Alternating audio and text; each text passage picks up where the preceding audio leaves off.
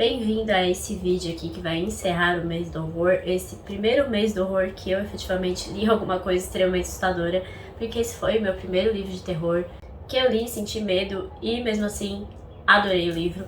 Na verdade, o primeiro livro de terror que eu considero que eu li foi o Misery, do Stephen King. Foi o primeiro livro do Stephen King que eu li, mas eu não gostei tanto assim dele. Eu achei ele assustador, mas não tanto, eu acho.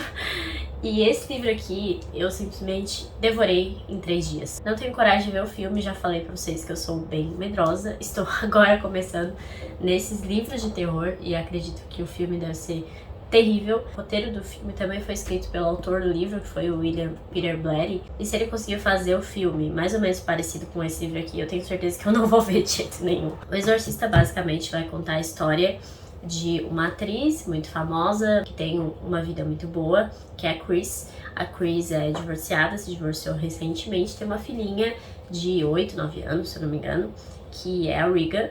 E a Regan é uma menina super doce, super querida, todo mundo gosta muito dela, mas a partir dessa separação dos pais, disso de ficar trocando de cidade o tempo todo, porque a mãe é atriz, enfim, ela vai começar a ter uns comportamentos bem estranhos, e esses comportamentos bem estranhos começam principalmente quando ela tá brincando com uma tábua Ouija. E quando ela brinca com essa tábua Ouija, ela diz que ela brinca com um amigo imaginário, que seria o Capitão Howdy. E o nome do pai dessa menina é Howard. Então, aparentemente, teria uma relação aí entre esse amigo imaginário do mal que ela faz e o pai dela. E o grande ponto desse livro aqui é que ele vai trazer uma série de acontecimentos que parecem ser possessão demoníaca, mas que às vezes parecem ter explicações científicas. Ela vai passar por vários psicólogos, por vários neuros, por vários médicos, e muitas vezes eles vão dar argumentos de que existe sintomas realmente de doença mental aqui, especialmente relacionada à culpa. Então ela teria uma histeria ligada à culpa. Ao mesmo tempo que ela vai tendo esses sintomas, ela vai manifestando alguns sintomas bem estranhos de possessão demoníaca. Ela vai mexer os móveis que são muito pesados sozinha, a janela vai abrir sozinha, daqui a pouco ela vai começar a mexer a cama fica se mexendo sozinha. Chris vê isso, presencia isso. Ao mesmo tempo que isso está acontecendo, a gente tem um paralelo da história do padre Carras. Ele é um padre igualmente atormentado pela culpa, porque no decorrer do livro vai acontecer o falecimento da mãe, e ele, além de padre, é formado em psiquiatria. A mãe aparentemente também tem alguns sintomas de alguma doença mental, ela inclusive já foi internada, enfim. E ela mora sozinha num apartamento em Nova York. É longe de onde ele tá trabalhando agora, tanto atuando como padre como psiquiatra. E aí ele se sente muito culpado por deixar essa mãe sozinha, especialmente a partir do momento que ela morre, ele fica atormentado por essas ideias. Ao mesmo tempo tem coisas muito estranhas acontecendo na cidade deles, porque tem uma igreja, uma determinada igreja ali, em que aparecem algumas profanações, especialmente a imagens, desenhos obscenos, coisas bem nojentas mesmo, que são narradas em detalhes no livro. Tem essas manifestações de possíveis rituais satânicos acontecendo, porque essas profanações a Igreja Católica teria, então, como motivo, rituais de uma igreja satânica, ou de um rito satânico, no caso, né? Enquanto isso, a Regan está piorando, está apresentando cada vez sintomas mais absurdos, mais estranhos, mais inexplicáveis. E o padre Carras, além de ter essa grande culpa em relação à mãe, ele também é um padre com muita dificuldade de crer. Ele parece não conseguir mais, talvez até por conta dos estudos, ele é um psiquiatra, então ele estudou muito sobre isso, sobre manifestações, enfim. E aí ele tem muita dificuldade em crer em Deus. Ele tá passando por um momento assim de ausência de credo mesmo. Então o padre Carras vai começar a acompanhar essa menina, vai começar a ver o que acontece com ela, as manifestações que acontecem com ela, e ele também, como psiquiatra, tem uma série de explicações. Até que a Chris, a mãe, vai pedir, pelo amor de Deus, padre, faça alguma coisa espiritual. A própria mãe é ateia, então ela vai ser levada por conta de situações terríveis que ela vai presenciar com essa filha dela, xingando, falando um monte de palavrão que nunca viu ela falando, usando uma voz completamente diferente da voz da menina, uma voz grossa e assustadora, como se realmente não fosse ela, apresentando outras pessoas, fisionomia de outras pessoas, fisionomias assustadoras. Tem algumas cenas, e eu vi que muitas pessoas dizem que isso é o que não gostaram do livro por conta dessas cenas, que são cenas obscenas de profanação que essa menina faz. Então, eu não sei se aparece isso no filme, mas no livro é muito gráfico e muito horrível, muito nojento. Mas eu não acho que isso é demérito do livro. Eu acho que esse livro é muito bom justamente por te deixar extremamente assim petrificado de ver o que está acontecendo. Ao mesmo tempo você tem, no mesmo capítulo que acontece essa profanação absurda dessa menina, então assim, não vou dizer aqui o que ela faz, porque são coisas horríveis mesmo, mas envolvem atos obscenos de uma menina jovem com cruz, com, enfim, Maria, falando de Jesus, coisas realmente horríveis. E ao mesmo tempo, no mesmo capítulo que faz isso, tem uma explicação do porquê ela estaria fazendo isso, porque ela tá apresentando culpa por conta do divórcio, e aí ela cria essa resposta do cérebro mesmo, do subconsciente, enfim. E todo esse período de todas essas possessões que ela apresenta, o Padre Carras vai continuar explicando de uma forma científica o que está acontecendo, tanto para a mãe quanto para ele mesmo. Então, ele mesmo tenta se convencer de que aquilo não é uma manifestação demoníaca, mesmo sendo um padre.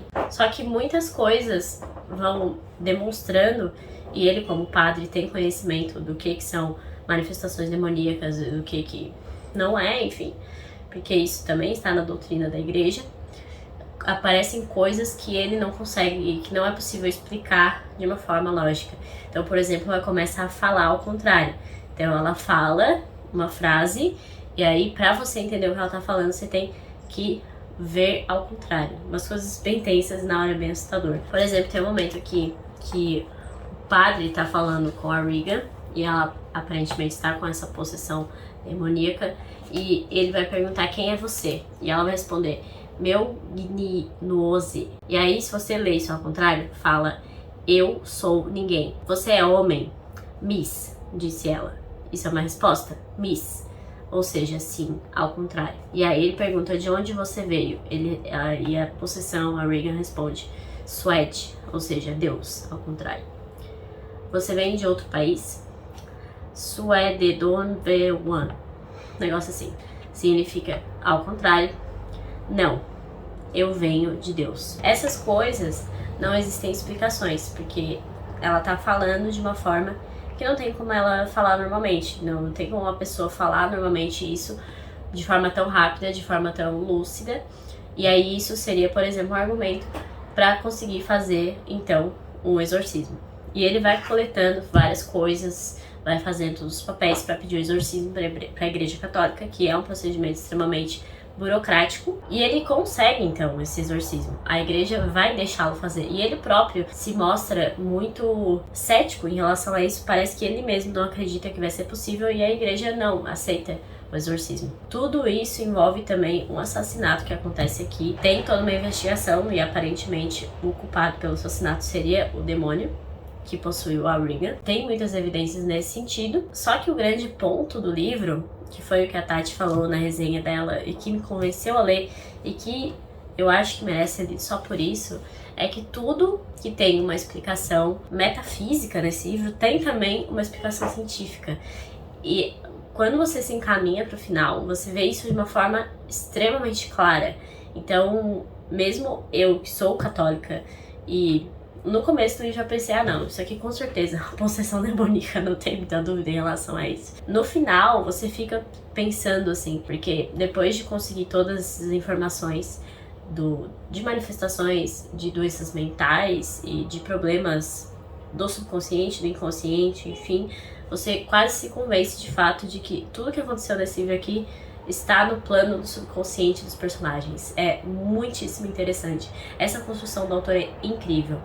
E no final do livro, quem vai surgir para fazer esse exorcismo é um padre mais velho, assim, o que foi chamado para isso porque ele já teria experiência com isso, enfim. Tem a ver com o prólogo do livro, então você vai encaixando todas essas histórias. E esse padre vai fazer quase que a conversão do Padre Carras, que era um cético que estava tendo esses grandes problemas espirituais de não acreditar mais em Deus.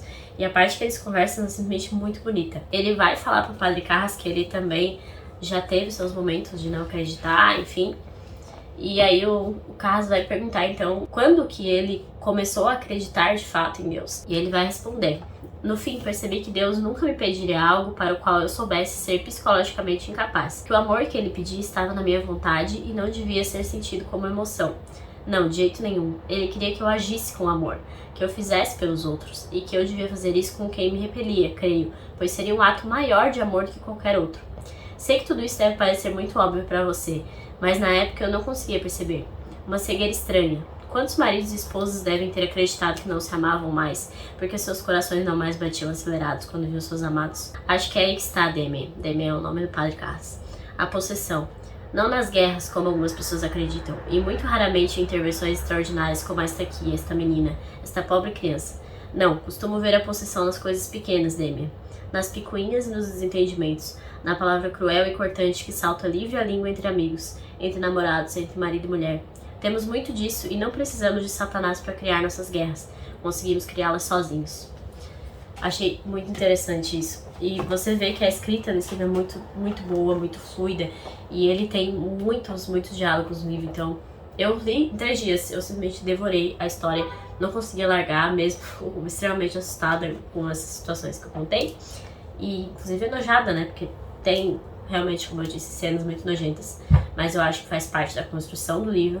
E isso que faz dele um livro muito bom. A história é muito bem construída, muito bem fechadinha. Aí fica com esse final, assim, que não sabe dizer se realmente é uma possessão demoníaca, se tudo isso são manifestações do subconsciente dos personagens.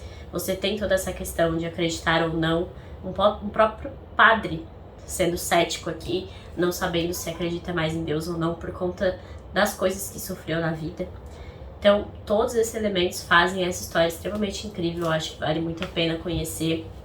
E ter também essa dúvida, eu acho muito interessante essa dúvida. Ele conseguiu deixar muito bem escrita essa dúvida se realmente houve a possessão, se não houve. E o final é muito incrível, muito bem construído, igual toda a história. Eu achei a história muito bem construída de uma forma geral. Tem alguns pontos que eu acho que ficaram meio abertos ainda. Algumas coisas sem resposta mesmo, mas de uma forma geral é uma história incrível. Gostei muito desse livro. Eu só li esse livro por conta da resenha da Tati, que é um pouco antiga, mas que é muito boa e me deixou muito em dúvida. Eu queria escolher um livro de terror que fosse assim, um clássico de terror, mas também uma história envolvente, assim. E eu acho que esse livro é perfeito para quando você quer uma história envolvente, quer uma história que vá rápido, uma coisa assim. Talvez procurar uma ressaca literária, enfim, faz muito sentido ler esse livro para isso. Enfim, recomendo muito a leitura, inclusive para as pessoas que são muito medrosas como eu. Eu sobrevivi, não vou assistir o filme, não tente me convencer porque eu não vou. Não sei ainda se essa edição vai ficar aqui na minha estante, porque vai que traz umas coisas aqui que não são muito de Deus, mas enfim, de uma forma geral gostei muito, recomendo muito. Espero que vocês tenham gostado também do vídeo. Leiam o livro se vocês gostam desse gênero. Se não gostam também, porque quem sabe vocês podem acabar gostando, como eu gostei. Agora eu vou provavelmente procurar alguns outros livros do gênero para ler, sim. Vou dar uma chance para os livros de terror. Espero que um dia eu não fique com tanto medo.